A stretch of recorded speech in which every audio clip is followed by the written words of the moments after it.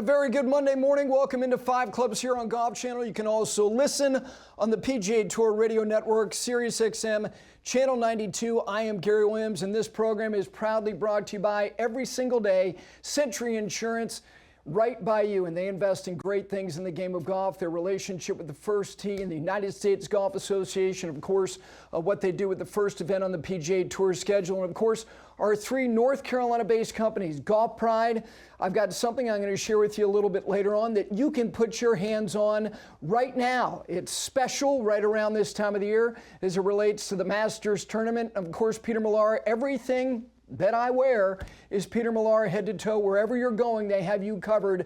The most comprehensive apparel line that you can find. And of course, Pinehurst, the cradle of American golf. Looking forward to getting back there very, very soon. And you can book right now one of the new cottages at Pinehurst, number 8. We've got a lot to get to on this Monday morning. The new chief executive of the R&A, Mark Darbon, is going to be joining me from the home of golf. Also, Andrew Coltart, another Scot. Andrew is not Scottish, but that's where he's residing now. But Andrew Coltart from Sky Sports is going to join me, his view of things, as we are now a week out from Masters Week. And a reminder, next week for us, a 2-hour program, and it is jam-packed with guests, including Jim Nantz, who people thought that Jim had given up the Final Four. Oh, no, just a different role. Just ensconced in Houston Cougar gear like he was yesterday at the regional final. I don't know if he's going to be at the Final Four Monday, because if he is, it means that they've advanced to the national championship game. But he will be on here along with Gil Hance and Gabby Herzig, Taylor Zarzour, Ron Green Jr., Paul McGinley, and Ben Crenshaw. That will all be on one program. And another reminder, Wednesday of this week, our first road show as we go down to Boca for the new PGA Tour Champions event, the James Hardy NFL Hall of Fame Invitational. We will be there on Wednesday for a robust 2-hour show. A lot of players, a lot of Hall of Famers throughout those 2 hours from 8 to 10 a.m. Eastern time. All right, let's get to what transpired. A lot of winners, but we're going to begin with the Houston Open, because it was Min Woo Lee who it appeared that it was going to be comfortable.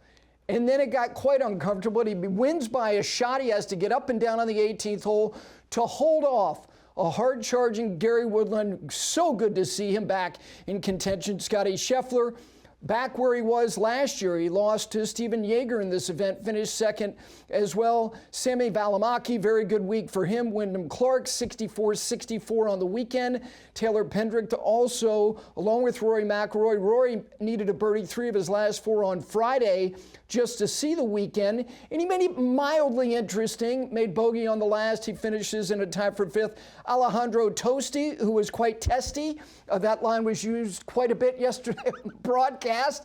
My gosh, that guy has got a lot going on. Ryan Gerard at 14 under, 9th alone. Mackenzie Hughes, he finishes in 10th. He was 10th alone.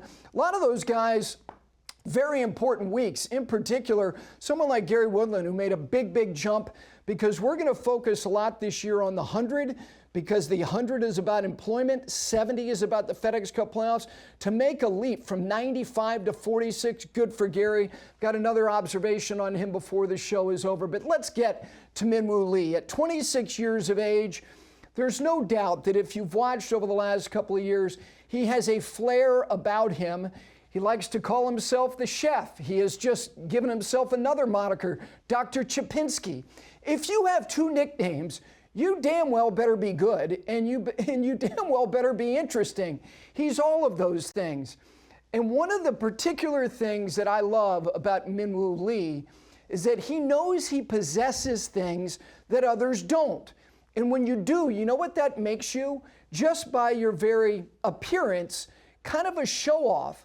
But he's a show-off to the next level. And I promise you, I mean that in the most affectionate way. Because when you look at some athletes, historically speaking, many of them are kind of diminutive. They're small. But yet, if they possess things that usually are reserved for people much bigger than them, have measurables that are far different than theirs, you show off that. And he shows off a ball speed and a swing speed that's next level. He's a tiny dude. and he's swinging a driver at 194 ball speed and a swing speed in excess of 125 miles an hour. And he works his way around a golf course in a way that he knows that he is in possession of something that few others. And it reminds me of people like Steph Curry, who can flick a basketball from 35, 38, 40 feet, or Caitlin Clark, or someone like Simone Biles, who can do things when she gets out in a performance in gymnastics, and you're going, okay, that's different.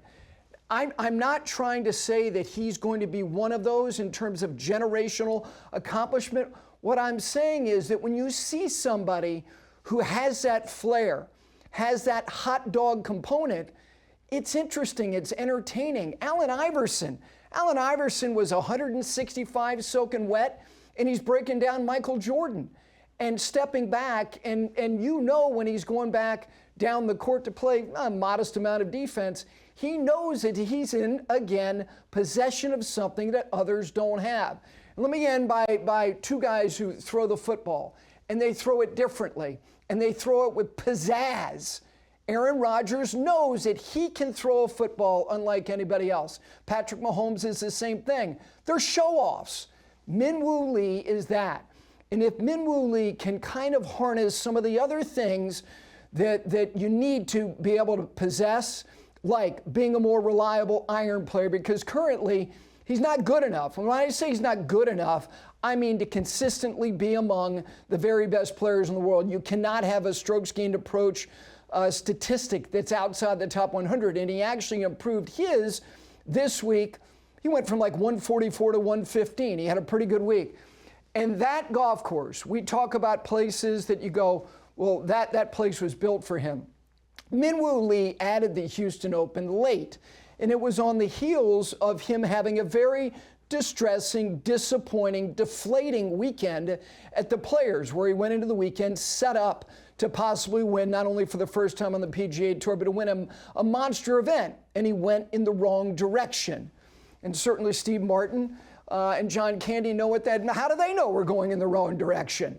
Anyway, Min-Woo Lee played a golf course where there was no consequence whatsoever for where he hit the golf ball. So much so that he had one of the great outlier stats that you will see in PGA Tour history.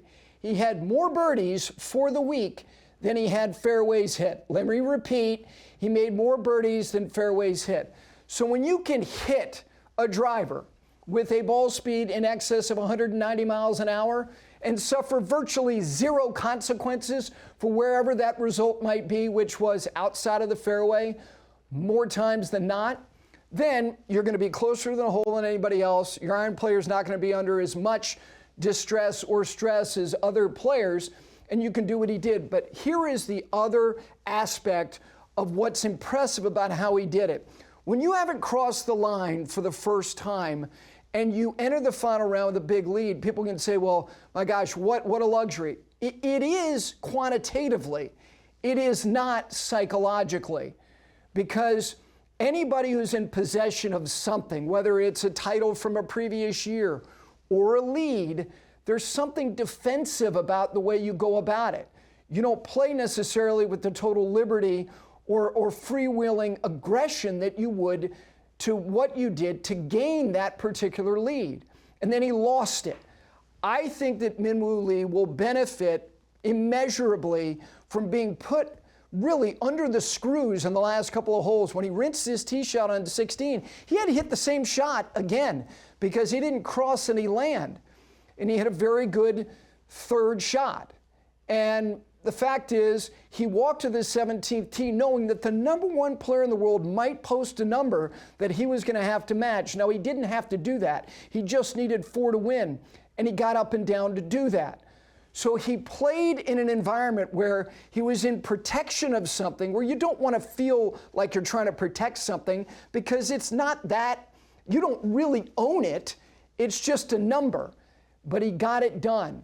And yes, he did not chip the ball from the back of the 18th green. And I know people were saying, look, if you're going to be the self-proclaimed Dr. Chipinski, you're going to lose patience if you, and I don't mean patience, I mean like people walking into your clinic. if they don't think that Dr. Chapinski is going to chip that ball from the back of the green. Appropriately, he went Texas wedge, he gets up and down, and then he goes aim point from 8 inches. That's show business, and it is a television show. He's good for TV, he's good for the PGA Tour, and that is a very good win for him. All right, we're going to take a break. Mark Darbon is the chief executive of the R&A. He's also the secretary of the Royal and Ancient Golf Club of St. Andrews, Scotland. He will join me from right there. We'll get his thoughts as he now embarks on his post, which he began in the month of November, about governance in the game of golf. The primary issues, challenges, and opportunities that face the game in conjunction with the United States Golf Association, and also a little bit later on, Andrew Coltart from Sky Sports. It's a Monday. Great to have you with us here, not only on Golf Channel, but on the PGA Tour Radio Network. It is Channel 92 on Sirius XM. We are back with Mark Darbon right after this.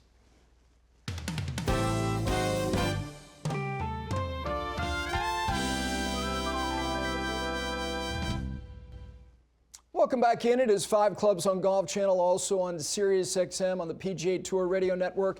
And this segment is brought to you by Golf Pride. And you can have this great little value pouch, and inside of it right now, special offer with this reverse taper putter grip. You can tell the colors, what that denotes. Great little item right there, available to you right now. All right, joining me from the home of golf, and that is right there at the R&A. He is the chief executive of the R&A, as well as being the secretary of the Royal and Ancient Golf Club of St. Andrews, Scotland. That is Mark Darbon. Mark, good morning from here. Good afternoon over there. How are you, my friend? Thank you. Thank you for having me. Well, thanks for doing this. What's the day like today? I got some photos from just north of there yesterday. A friend of mine up in Dornick, the gorse is blooming. How is the day there? It's a beautiful day, actually. Looking out of the window, I can see the old course from here, busy as ever. A nice day to be out there rather than in the office. Well, thank you for taking the time to do this. For people who don't know, you've had a number of different posts around the world. You've lived in the United States, you've lived in Russia, you've lived in China, and you've taken on responsibilities, whether it's Premier League rugby, whether it's cycling, the London Olympics in 2012, and now this. But you're a keen golfer. So let me start with this. Your view of this surge that golf has had post-COVID, what do you think it's primarily been attributed to? Because it's not just, we're not just a year removed. We're now 5 years coming out of the back end of this. Why do you think this surge continues? Well, I think first and foremost, we're really proud of the growth that we've seen within the game of golf. I think in the territories that the R&A looks at, there are more than 62 million golfers now. 40 million of those are playing regularly on 18 or 9-hole golf courses, and the rest are taking up non-traditional formats, whether that's driving ranges or adventure golf or simulator golf. So the growth is there and it's sustained. I'd like to think it's because the values of our game are really strong. It's a game that's built on camaraderie. It's a game that has proven health benefits. So lots of appeal for the game, and long may that continue. The assessment of priorities for somebody who assumes a position, and you succeeded Martin Slumbers, how long does it take you? It was announced in July. You began the post in November. To assess your own priorities, and I don't know if you do it 6 months, 12 months, 18 months. Give us a sense of the things that you're primarily focused on right now. Sure. I think it's important to say that the R&A is an organisation with a really broad remit. And so unapologetically, I guess, I've been in listening and learning mode in my first 100 days or so within the role. There's a lot to take in. I've spent a long time working in the sports and events industry all around the world, but I'm new to the sport of golf. So listening and learning is really important at the start of this journey. And I've been lucky enough to meet already a number of the senior stakeholders from the game, and their perspectives have been extremely helpful. I think it's natural when there's change in leadership at an organisation that you have a look at your strategy moving forwards. That will be important for us here at the R&A. I think it'll be more evolution than revolution, building on the fantastic work that the organisation has done in recent years. But I guess, there's 3 key pillars that we'll remain very focused on.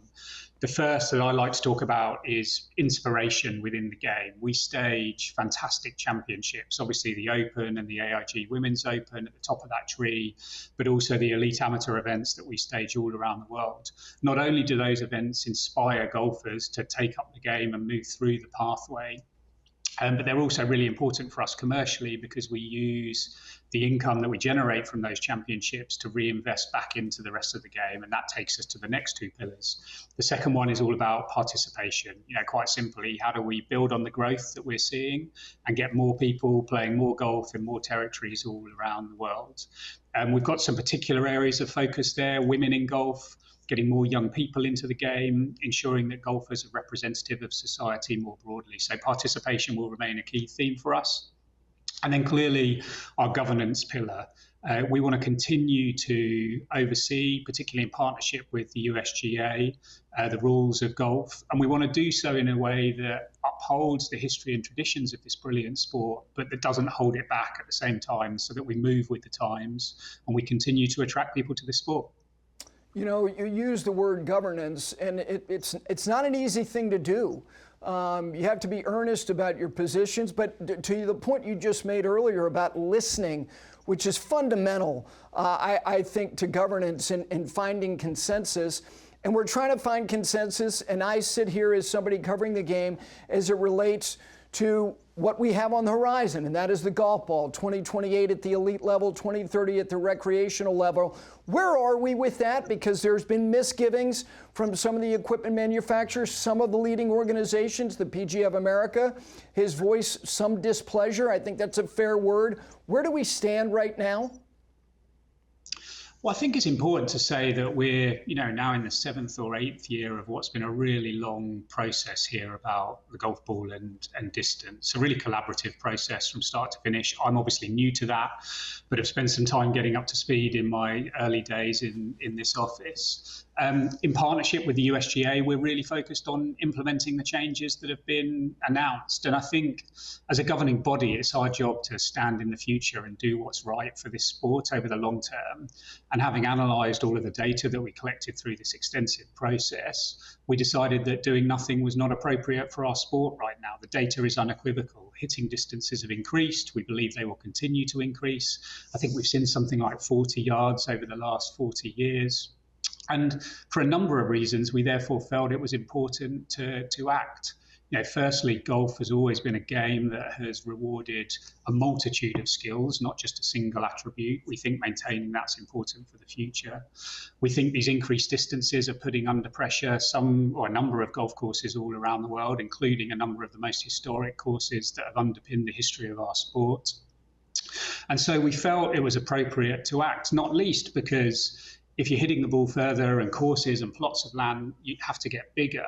That doesn't sit all that easily with some of the broader societal concerns we see around the use of water and pesticides and chemicals more broadly, and the increasing cost to serve these enlarged venues. So we feel very compelled to act. We think it's important for the long term of our sport. And therefore, we're very focused on implementation.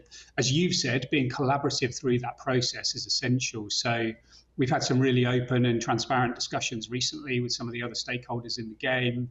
We've got more to come on that front, but very focused on implementation. Mark, some people, some critical essential voices in the game have suggested go further, examine the driver. Are we focused primarily and narrowly on the golf ball, or is it plausible that we could look beyond just the ball and look at equipment like the driver as well?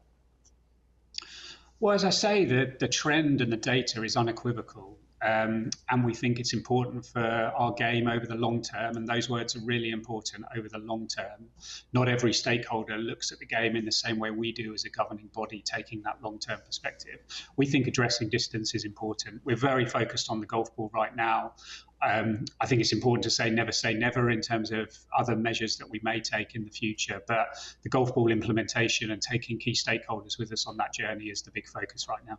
You're likely to get, I think, unwavering support when the chairman of Augusta National meets the media in the middle of the week, next week, on the eve of the Masters tournament. But I mentioned the PGA of America, that they have suggested that they're not completely in agreement with where we're going here. Is it at all a possibility that there could be events played under different conditions in 2028? 3 major championships playing 1 golf ball and 1 not? I mean, we would very much hope not. I think one of the strengths of the game has been unity around the rules. We rely on integrity. It's one of the brilliant things that underpins the sport of golf. And so, as I say, we're working with all of those stakeholders. Some of them have some concerns, and so we're trying to address them head on. The PGA of America, Don and Derek, we're in a great dialogue with them right now. They have some concerns around the impact on the recreational golfer, as an example. So again, we're trying to alleviate some of their fears. We're very based in data here. Telling the story of this change through data is important for us. And then we've got to make implementation as pragmatic as possible so that it's easy for PGA professionals in the courses all around the world. It's easy for the golfer themselves. And that's what we'll maintain our focus on. Let me ask you one other thing as it relates to rules. I was over there in advance of the significant changes made in 2016. And one of those was that anchoring was going to be prohibited. We're seeing a long putter return into the game at the elite level. A young man won on the DP World Tour yesterday, and I'm not saying that he was anchoring, but the optics of this, of which these players are finding usefulness with a long putter that we thought was going to go away, and the optics suggest that, gosh, is there enough daylight there? Are all of you guys making note of this? I mean, I think with all aspects of the rules, we continue to monitor things really closely. You know, having worked in a lot of other sports, I'm unsurprised that athletes or teams in other sports or organizations continue to strive for improvements. And that means people look at different ways of doing things. I think it's very, very natural. So our job as a governing body, again, in partnership with the USGA and others, is to monitor the full landscape that we see across the sport of golf and make sure we maintain fairness and integrity moving forwards. Let me ask you about a decision you made. The USGA made a similar one, which was creating a pathway for a live golfer into your championship, the oldest major championship. And as I mentioned, the USGA with the US Open as well. Why did you think it was the right time to create that pathway? Well, I think it's important to say that there's been a pathway for live golfers to access our championship, you know, ahead of the announcement that we made this year, in part because we have our open qualifying series of events, or in part because we offer exemptions through past performances at the Open Championship or results in other majors. So I think even before we made the recent announcement, we already had something like 10 or 11 live golfers who had qualified for the Open this summer at Royal Portrush. We felt like adding a new criteria which rewards one of the top 5 golfers on the LIV individual series standings was pragmatic. We continue to want the best golfers to be playing in what we believe is the biggest and best of the majors. And so it was a pragmatic decision. We assess our exemption and qualification routes into the Open every year, and we'll continue to do that in the future. Yeah, my point was this was specific to LIV performance. Like you said, there are avenues for players currently playing on LIV to get into the Open Championship. What is your position as somebody who looked at it doing another job in another part of the sports industry in terms of what's happened with the fracturing of the men's game with LIV, with the PGA Tour, with the DP World Tour? How important is it to you in your mind that there be some type of resolution? Well, I think what's been frustrating from my perspective as a golf fan, as much as anything, is that there's been too much talk about cash and not enough talk about courses we play or competition, you know, those really positive things that underpin our sport. And I'm also a believer that, you know, you don't see too many sports thriving around the world if the shop window at the top of the game is not as good as it could be.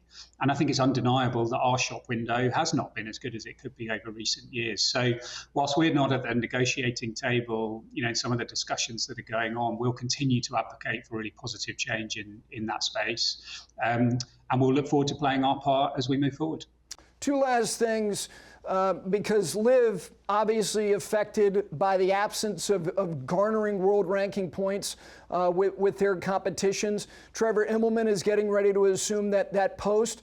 What recommendations or what type of changes do you foresee, if you can share anything in terms of your point of view, to the world ranking system, whether it be the size of the divisor, the window of performance, or whether it be overall in terms of how can we get some type of inclusion for 54-hole competitions into the system? Well, as you say, Trevor hasn't started just yet. I think Right. that's reasonably imminent. And so, I'm sure he'll want to lay out his vision for OWGR when he starts. Likewise, I'm fresh to that board. I've just joined the board, so I'm very focused on getting up to speed there. I mean, for me, and again, this is just an individual perspective, it's really important that we have a fair and equitable ranking system across our sport. We rely on that system to help us to confirm who qualifies for our events. The other majors do too. Really, really important to have a strong model when it comes to rankings.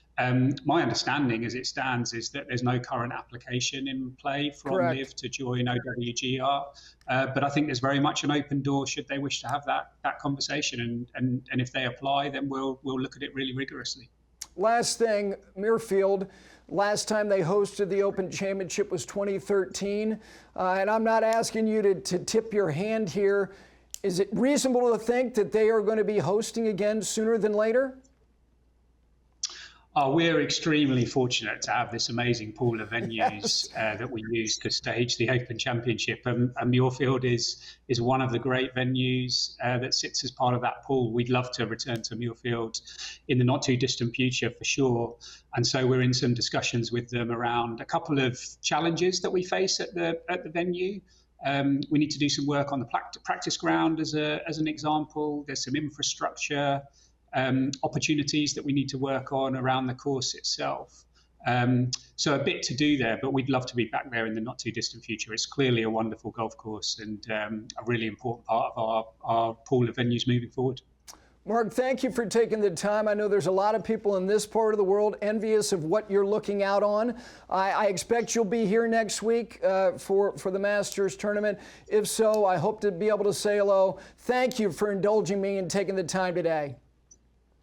A pleasure. Nice to see you, and looking forward to a good Masters over the next week or so.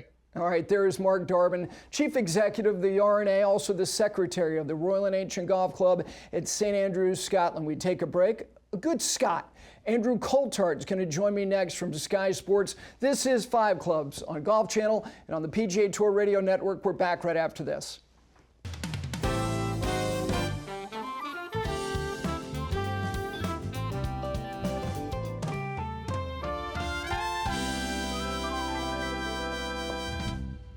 Back in on this Monday, bottom of the hour. Nice to have you with us here on 5 Clubs on Golf Channel and also on the PGA Tour Radio Network, Channel 92 on Sirius XM. And this segment is brought to you by Peter Millar. It's about performance and style. Performance and style, whatever you need. Everything that I wear is Peter Millar. So I've got a meeting, okay, I'm covered. If I'm going to a ball game, golf course, everything you need for more than 2 decades. They've been refining it, and I promise you there's probably a retail store close by. They've got 40 stores across America. Peter Millar. All right, joining me now, we go back over. We were at the home of golf at St Andrews. Now we go, it's lunchtime in London. Joining me now from Sky Sports, 2-time winner on the DP World Tour.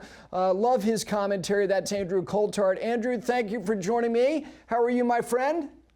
I'm very good, thank you. It's an absolute pleasure, Gary. Looking sharp as well. Good morning to you. Al, thank you. Andrew, there are, as somebody who did it at the highest level, you were just focused on playing, and now you have this view of the game where you're covering all these various storylines, and here we are. It's the last day of March. We're rolling toward Augusta National, where you will be next week. Give me the 2 or 3 kind of themes or storylines that you think have developed early this year on the men's side that are interesting or provocative for you. Well, obviously, there's always the talk regarding the game coming back together in whichever shape or form and how close that is. One of the biggest ones, of course, outside of that is Rory McIlroy's pursuit of the Grand Slam and having won 2 events over there on the PGA Tour before the Masters, which he's never done before. He's certainly in prime shape for that.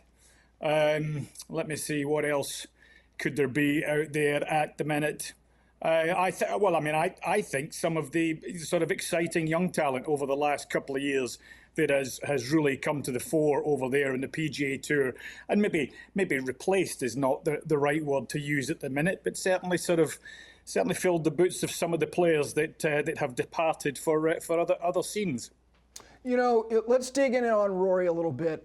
You have covered him his entire career. He can't bring his results to Augusta National, but what he can bring is a state of mind and form that, in terms of historically, he's never won twice on the PGA Tour before getting to the month of April, specifically Augusta National. Why do you think he might be more well-equipped than he's ever been to take this on? That's a great question. I mean, I think one of the things that really impressed me was that the last win that he had at, goodness me, where was it again? Players. It's obviously the Players, yes, that's exactly where it was. He didn't have his best stuff. And that, to me, it's not that he's mature or anything like that. He's well mature for that. But the ability to handle not having your best stuff and still beat the best field of the year to date, I think says an awful lot about him and where he's at the minute. Good mentally, maybe physically. There's a little question mark regarding the elbow at the minute, but that victory there stood out, I think, from quite a lot of his other wins that he's had when, he pretty much has blown people away. I enjoyed it. I also enjoyed how disciplined he was. He's talked about taking a leaf out of Scotty Scheffler's book and making sure that he gives himself more chances. And as a result of that, you're seeing less sort of elementary errors, which just is going to make him harder to beat round Augusta. You know, Andrew, he's a curious reader. He consumes a lot of information. One of the things that he likes to read about stoicism. And failure, the Stoics didn't look at failure as failure. They just looked at it as outcomes. And that if you only condition yourself for what you want, then you're ill-prepared when you don't get what you want. And in 22 at the Open Championship, at 23 at the U.S. Open, and then again at 24 in the U.S. Open. And he said it with your colleagues at Golf Channel after winning the Players about, look, I'll take 100 more of those days of the heartbreak. Just give me the chance to be right there at the end. Do you think that right there is indicative of somebody who, yes, might possess what we call scar tissue, but is of the state of mind that it's an opportunity? I'm not looking at what happened last as failure. It was what it was. Yeah, I think that's a great position to put in, and that is certainly something that he controls. They always talk about controlling the controllables, taking charge of what you have a chance to take charge of. You know, he can't control how everybody else is going to play, but he obviously can take control of his mind and his body, and I think that says an awful lot about his evolution. I'm also just slightly reminded, and it's curious about this elbow thing that I hadn't really heard about up until this week, and I'm very reminded about Padraig Harrington in 2008 when he was defending the Claret Jug at Royal Birkdale, how he went under the radar because he said he had an injury, and he played everything down. And he kept a low profile in the media that week, and it allowed him to focus and concentrate on his job and go about his business with the pressure off.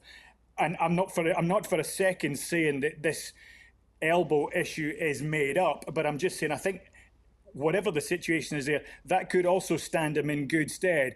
People maybe just taking a little bit of heat, a little bit of pressure off him. If he can try and deflect that, with that stoicism that you talk about, Gary, it's going to be a pretty difficult wall to try and break down.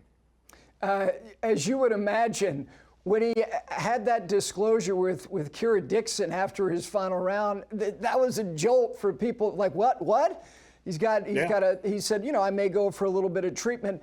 That will be interesting because he will go, kind of off the grid this week. And then the next time we're going to hear from him will be in his pre-Masters tournament presser in all likelihood next Tuesday, when people are going to ask him about the condition of said elbow. Let me ask you about something else in the bigger picture. You were on a Ryder Cup team in 1999. I don't know where your mind was at the end of March as it related to you possibly being on it.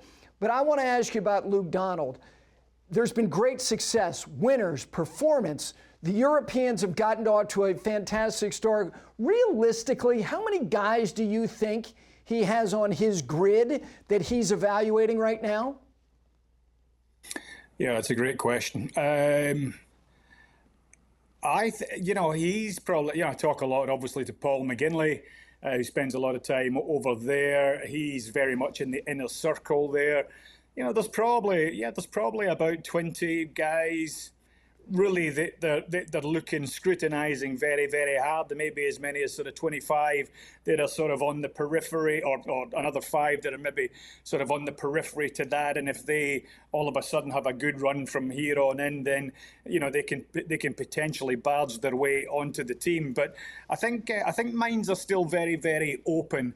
And let's not forget, I think an awful lot has been made of the early victories, which is great, of course, of the European players so far this season, and indeed the internationals over there in the PGA Tour. But as regards the Ryder Cup, there's an awful long way to go. There is. What is your view of the plausibility of some of the LIV guys? We think that Jon Rahm, he's going to be on the team, and we've got some of these guys like Tyrrell Hatton, who's got a DP World Tour win. His world ranking, his position in the European standings. Do you think that there has been, that all the turbulence around it and the acrimony that existed when everything got fractured has been squelched to a large degree as it relates to LIV guys and the European side? Yeah, I really do. I think, the Garcia and McIlroy alleged feud sort of seems to have fizzled out. I'm not hearing anything behind the scenes out here just now. I think this is one of the great things, particularly about a European team. Whatever differences people have, by the time those matches come around, they pretty much fundamentally have put all those differences aside and they really come together. I think also as well, we want, come the Ryder Cup, for it to be just the best match possible. And from that point of view, really, you've got to have the best players. And I'm not looking for, easy open doors in or anything like that. But I'm also not naive enough to think that, the whole golfing world, and indeed beyond that, because let's face it, it's a sporting event. It's not just a golfing event, the Ryder Cup. That all sports lovers throughout the world want to see the best people playing. And obviously, there's one or two exceptional players over there on the LIV Tour that I would certainly assume would find their way onto that European side.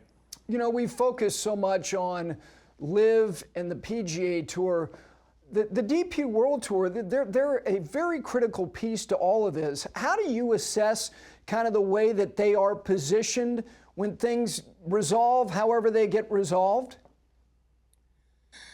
I think they know exactly where they stand in the world of golf and in the globe of golf. They don't overplay their hand or anything like that. They understand where they are, and they understand the cards, or not necessarily, or lack of cards that potentially they have.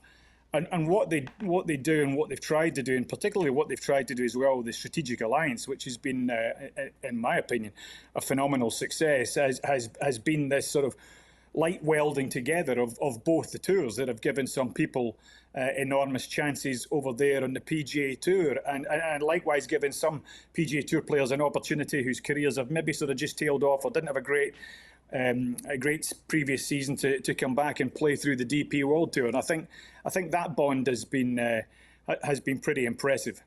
All right, you're headed over here for the Masters, but just to give everybody just a little thought about your state of mind in terms of favorites. And don't do this frivolously, because here's the exercise. I want you to give me 3 names, and the winner has to be one of those 3 names. And if not, you will go from covering the best events in the world to having to go to your club and walk around and call golf for like mixed, events on a Sunday afternoon.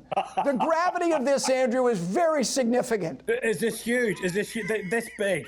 This big? Thanks very much, Gary. Right, okay, in that case then, Scotty Scheffler. Rory McIlroy, goodness me, I'd love to see Xander. I don't know. I mean, Wyndham Clark's just come by. He's just had his first top 10 of the season. I don't know. Will Zalatoris, goodness me. I mean, he just couldn't stop making top 10s or top 5s or whatever it was at the Masters. I'd love to see him come through and finally win his major. I don't know whether I've specifically called one there for you, Gary. Well, you gave me like 9 names because you don't want to be calling golf at your club on a Sunday in a mixed medal. Well, that's me. I'm just watching the splinters. I'm just watching the splinters on my backside. Listen, thank you for taking the time. I look forward to seeing you next week in Augusta, Georgia.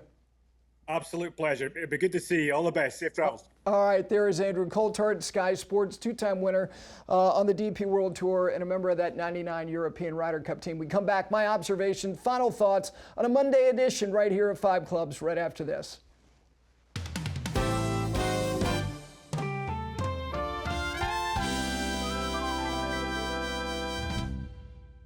Welcome back in on this Monday. This segment being brought to you by Pinehurst, the cradle of American golf. I can't think of a better place really any time of the year than to be there, and considering that the clubhouse and the restaurant at Pinehurst number 10, which was voted as the best new public golf course in 2024, is almost ready, and the new cottages at Pinehurst number 8, which you can book now.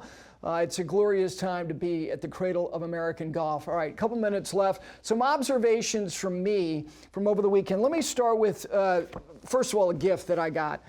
These are from Jeff Marsh. These are his books, Golf is Art.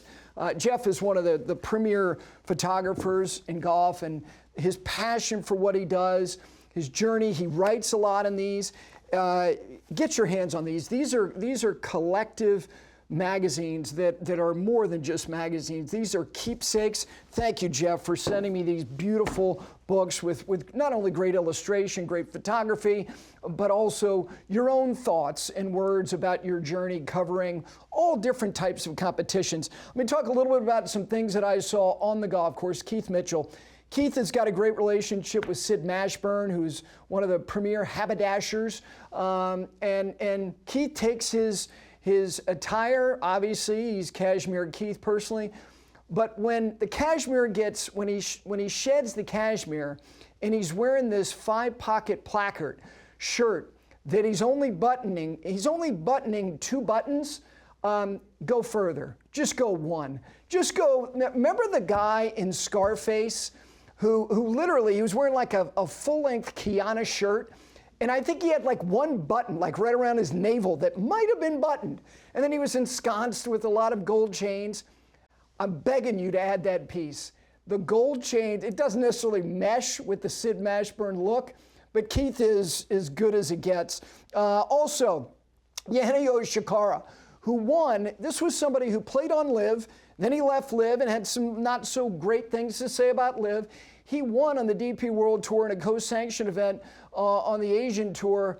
And I'm just telling you that the optics, because he's a very talented young guy, and we're seeing this. There are certain guys who are using long putters that you can clearly see daylight.